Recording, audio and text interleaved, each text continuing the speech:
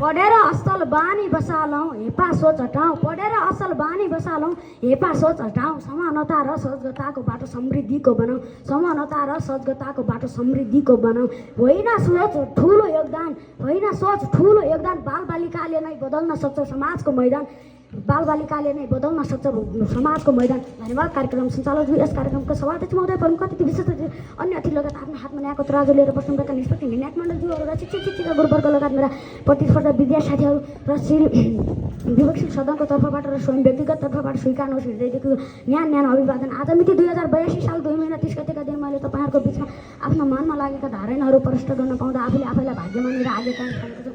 यस वक्तित्व कलाको सान्दर्भिक शीर्षक रहेको छ समाजको विकासमा मेरो भूमिका। सर्वप्रथम म के भन्न चाहन्छु भने आजको यो अवसरमा समाजको विकासमा मेरो भूमिका भन्ने विषयमा आफ्ना भनाइहरू राख्न गइरहेको छु। समाज भनेको हामी सबै मानिसहरू मिलेर बनाएको एउटा समूहलाई नै समाज भनिन्छ। हामी सबै मानिसहरू एकअर्कासँग मिलेर बस्छौँ सहयोग र सद्भावना लिन्छौँ आवश्यकताहरू पुरा गर्छौँ। समाज भनेको घर टोल विद्यालय बजार कार्यालय सबैलाई समेट्ने हाम्रो यो ठुलो संरचना हो। यो संरचना हामी सबैले आफ्नो भूमिका र कर्तव्यमा गर्नुपर्छ।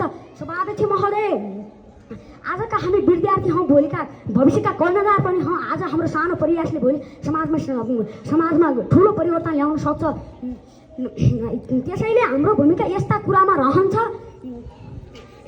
रहन्छ शिक्षामा ध्यान दिने। किनभने